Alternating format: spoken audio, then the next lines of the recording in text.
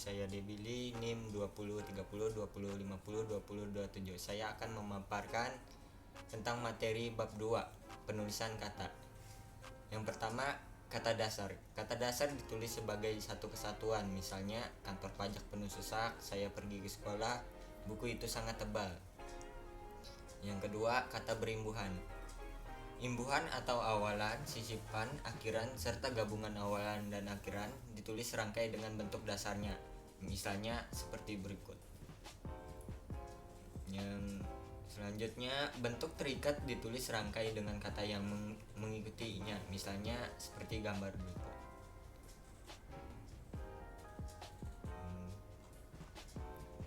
Ada beberapa catatan yang masuk di dalamnya. Yang pertama, bentuk terikat yang diikuti oleh kata yang berhuruf awal kapital atau singkatan yang berupa huruf kapital dirangkaikan dengan tanda hubung. Tanda hubungnya seperti berikut. Yang ketiga, bentuk ulang. Bentuk ulang ditulis dengan menggunakan tanda hubung di antara unsur-unsurnya, misalnya seperti gambar berikut. Ada catatannya, yaitu bentuk ulang gabungan kata ditulis dengan mengulang unsur pertama, misalnya seperti gambar berikut. Yang D, gabungan kata. Yang pertama, unsur gabungan kata yang lazim disebut kata majemuk, termasuk istilah khusus ditulis terpisah, misalnya duta besar, kambing hitam, orang tua. Gabungan kata yang dapat menimbulkan salah pengertian ditulis dengan membubuhkan tanda hubungan di antara unsur-unsurnya, misalnya seperti gambar berikut. Gabungan kata yang penulisannya terpisah tetapi ditulis terpisah jika mendapat awalan atau akhiran, misalnya bertepuk tangan, menganak sungai, garis bawahi, sebar luaskan. Yang keempat, gabungan kata yang mendapat awalan dan akhiran sekaligus ditulis serangkai, misalnya dilipat gandakan, menggaris bawahkan, menyebar luaskan. Yang kelima, gabungan kata yang sudah padu ditulis serangkai, misalnya seperti gambar berikut. Pemenggalan kata. Pemenggalan kata pada kata dasar dilakukan sebagai berikut. Yang pertama, jika di tengah kata terdapat huruf vokal yang berurutan, pemenggalannya dilakukan di antara kedua huruf vokal itu, misalnya buah, main, niat, saat. Huruf diptong a, i, a, u, e, dan oi tidak dipenggal, misalnya pandai, aula, saudara. Jika di tengah kata dasar terdapat huruf konsonan, termasuk gabungan huruf konsonan di antara dua huruf vokal, pemenggalannya dilakukan sebelum huruf konsonan itu, misalnya bapak, lawan, dengan. Jika di tengah kata dasar terdapat dua huruf konsonan yang berurutan, pemenggalannya dilakukan di antara kedua huruf konsonan itu, misalnya April, caplok, makhluk, mandi. Jika di tengah kata dasar terdapat tiga huruf konsonan atau lebih yang masing-masing melambangkan satu bunyi, pemenggalannya dilakukan di antara huruf konsonan yang pertama huruf konsonan yang kedua, misalnya ultra, infra, bentrok. Ada catatannya, yaitu gabungan huruf konsonan yang melambangkan satu bunyi tidak dipenggal, misalnya bangkrut, bangsa, banyak. Pemenggalan kata turunan sedapat-dapatnya dilakukan di antara bentuk dasar dan unsur pembentukannya, misalnya berjalan, membantu, dan mempertanggungjawabkan.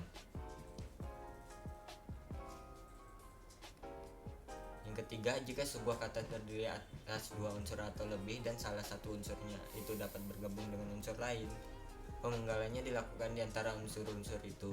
Tiap unsur gabungan itu dipenggal seperti pada kata dasar, misalnya seperti gambar berikut.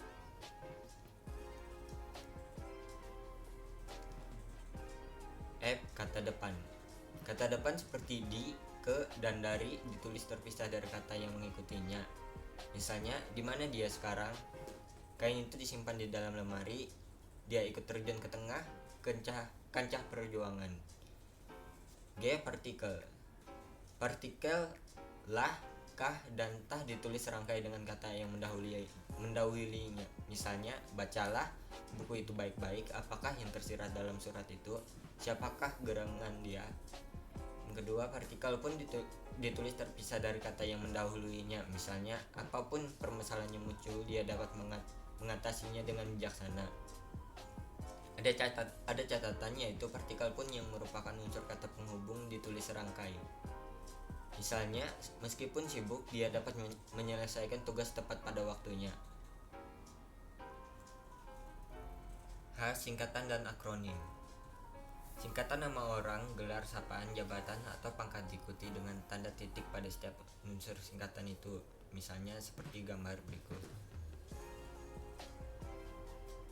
Singkatan yang terdiri atas huruf awal setiap kata nama lembaga, pemerintah, dan ketatanegaraan, lembaga pendidikan, badan atau organisasi, serta nama dokumen resmi ditulis dengan huruf kapital tanpa tanda titik.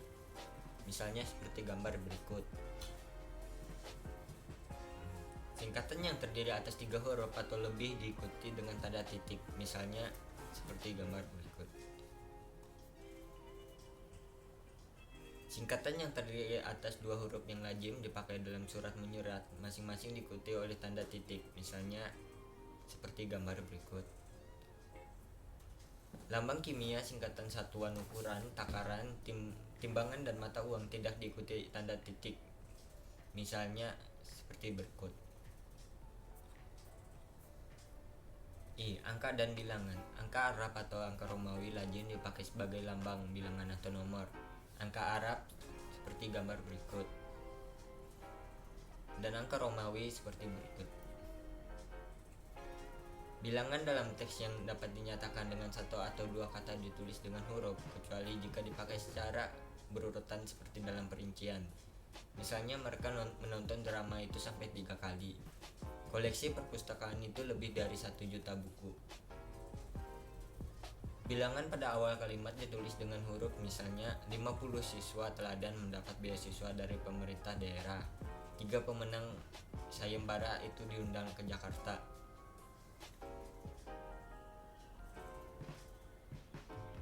Catatan penulisan berikut dihindari apabila 50 ditulis dengan angka dan 3 ditulis dengan angka.